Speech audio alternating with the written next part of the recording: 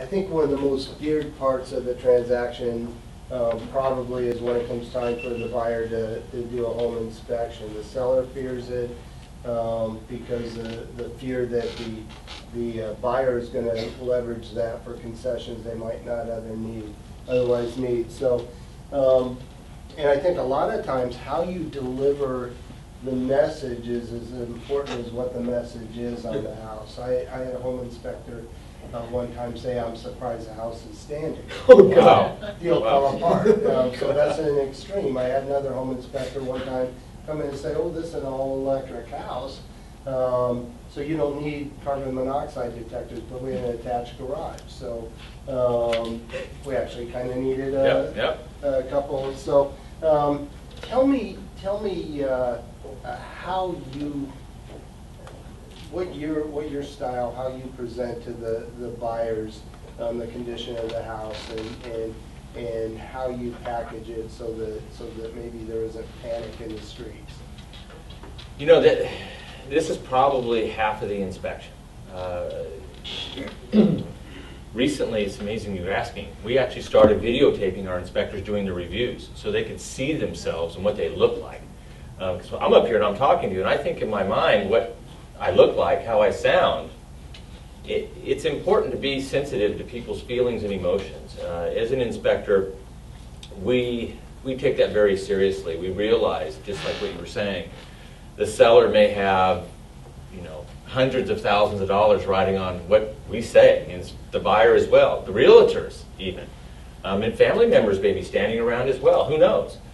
So it's a lot of pressure, especially as we're inspecting and you're listening, overhearing the conversations, and and sometimes we'll even ask, "So, do you have any plans, or is this turnkey?" And when you hear the words, "Oh, well, I'm not going to do anything. This house is going to be turnkey, and I'm exhausting all my resources," and as you're looking around and see $250,000 worth of repairs that need to be done, it's a lot of pressure. So, you know, probably one of the things that just helps a lot is,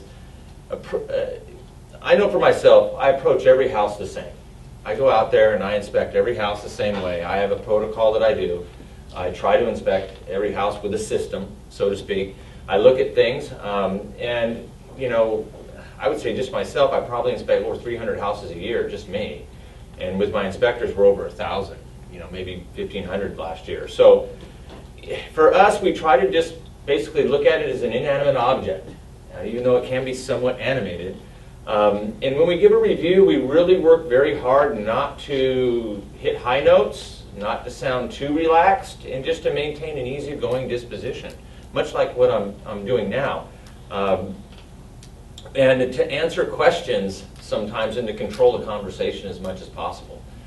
It's not always easy to do, especially sometimes when we have attorneys as clients. You know, if it is an attorney, obviously, you know, we're going to be a little more pointed and direct. We're not going to probably smooth over some things. And I think it's also really important to determine who your customer is. Is it a first-time buyer? You know, somebody that's, you know, really nervous and never been through the process, and lenders are beating them up a little bit with the applications. You know, and they're not used to that. So, you know, are they going through escrow and then the insurance, and the realtor is, you know, having to do a lot of different things. But then we have clients that are buying $2.5 million homes, and this is their 5th house. You know, and they're an engineer from JPL in La Piñata. Oh, God. You know, I mean, I just did that yesterday, you know, and I was able to... Those are our attorneys. You know, it was much easier for me because I could speak to in technical terms. So, you know, experience helps a lot, depending on just knowing who you're talking to.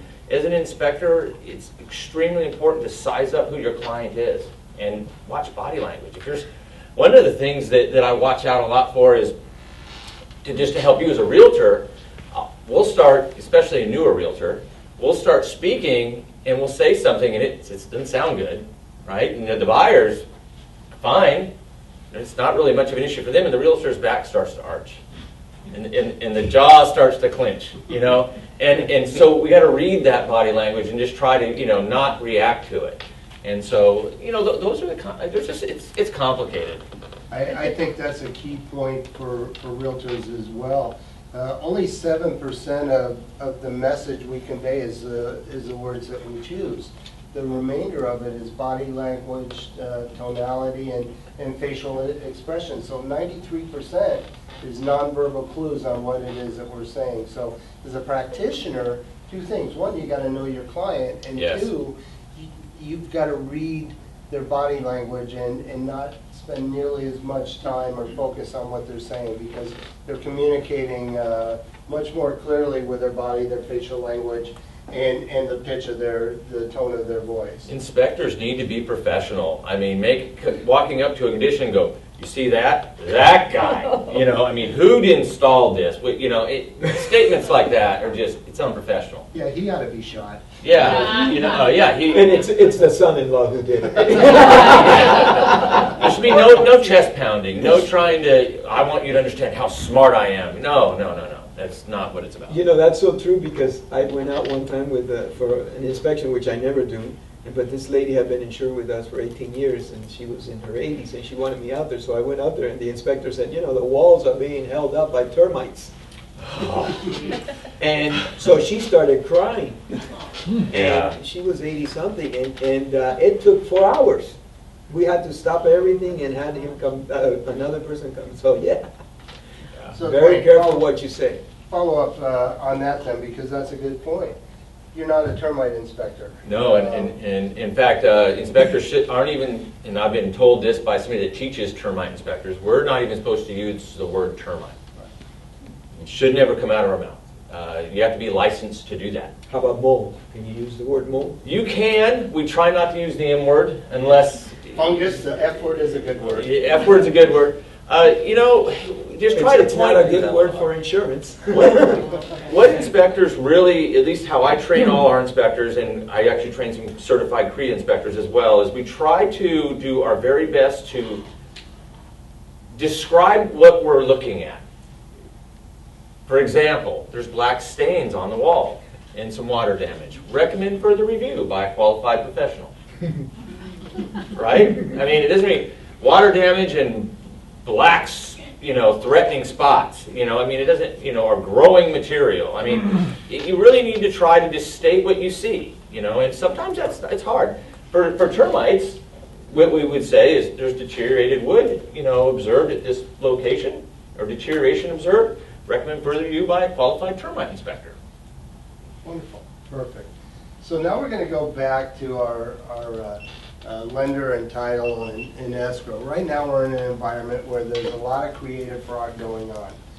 Emails received saying, hey, send me your wiring instructions to this. And so what are you doing in avoiding wire fraud and the issues that come from that?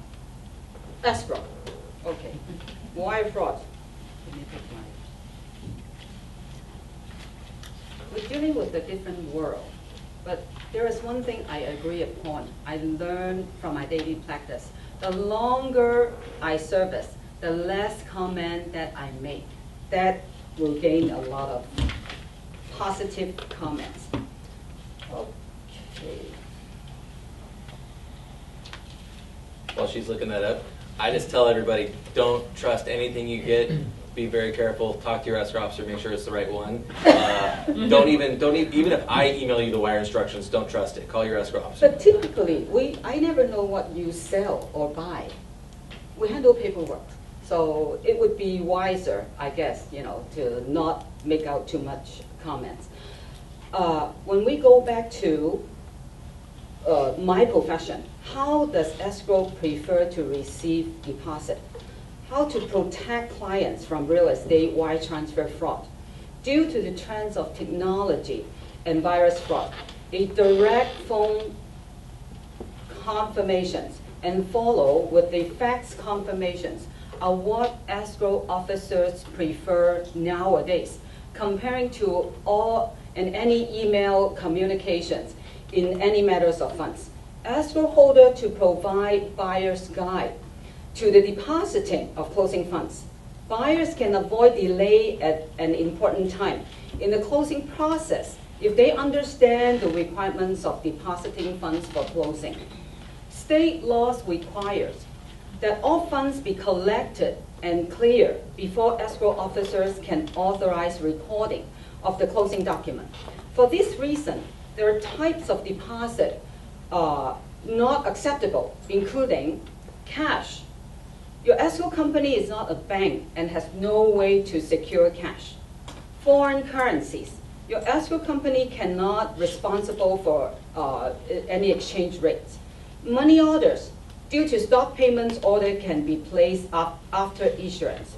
Most escrow companies follow the up-to-date guidelines for acceptable deposit, including wire transfers and cashier's check. But remember, each escrow companies are unique. Realtors are advised to find out the depositing guidelines before clients deposit. Earnest money deposit are mostly accepted with payments made in the form of a cashier's check with an amount lower than $100,000, drawn on a California bank, and when sometimes a personal check is desired. Depends on closing times and subject to escrow company's personal checks clearance period, which may affect the closing dates, especially on a cash closing. I prefer a topic for tonight, Chairman, if you would allow me for only 1 minute. Well, let title follow Okay, up on that. sure. Thank you. My advice is, if you are doing a transaction with an escrow company and officer that you've never dealt with before, and maybe a title company that you've never heard of before, that you actually do your research and Google them and make sure that they're certified. Because there are some horror stories out there. And as long as you do that and you feel comfortable, if you're working with like an escrow officer that you've known for years, and a title company, chances are everything's legit. But there are a lot of different things going on out there, and I have heard of experienced real estate agents that have had that happen to them. So they didn't take the time to check them out on the internet and make sure that they were valid. So My that would be escrow's in my... Nigeria, that's not a problem, right? Yeah. Can I say something about that? Sure. You know, again, go back to common sense, you know? Use your common sense and get involved. For example, in my agencies, I've instructed everybody not to answer an email that a customer sends to us with personal information. They have to start a new email. Because now, if you just, reply to that email, you just put it back out there again. The information, and sometimes it's, they send you social security numbers, license numbers, date of birth. So technically, you're not supposed to answer that email. So you need to train, people.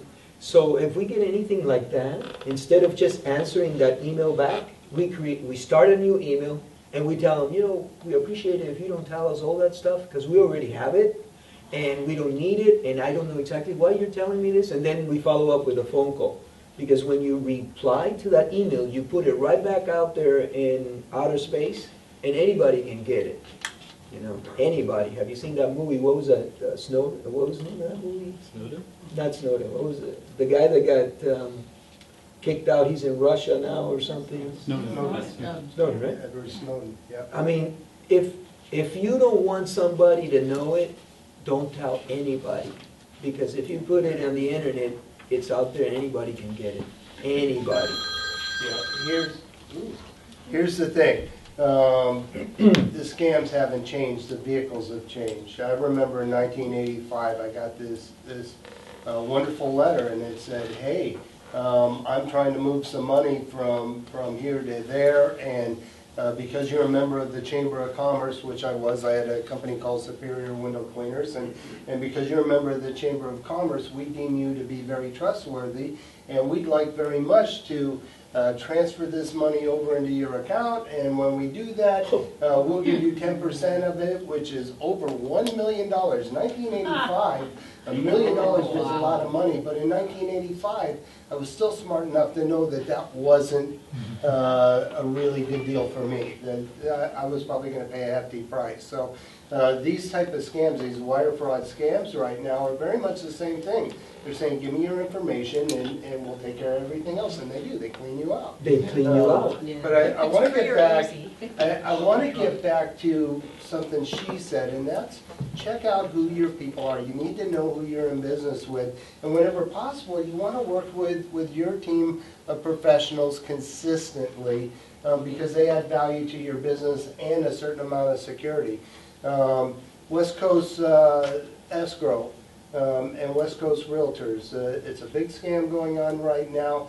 There is a West Coast Escrow that's a very valid, very upstanding escrow company, but this particular one is in conjunction with a real estate company out of Long Beach, and this particular one was doing a lot of short sales all of a sudden, and they were sending out acceptance of offers and taking EMDs from anywhere from a couple $1,000s on up to $200,000, and they not only didn't really, they weren't going to close any of them because they didn't have a listing agreement, and most of the homes weren't in foreclosure or in need of short sale, and were owner occupied or tenant occupied, and so it was a big scam, and now the money's all gone. Wow. And so you need to know when you write the offer, that the agent is a valid agent. This guy's going to go to jail.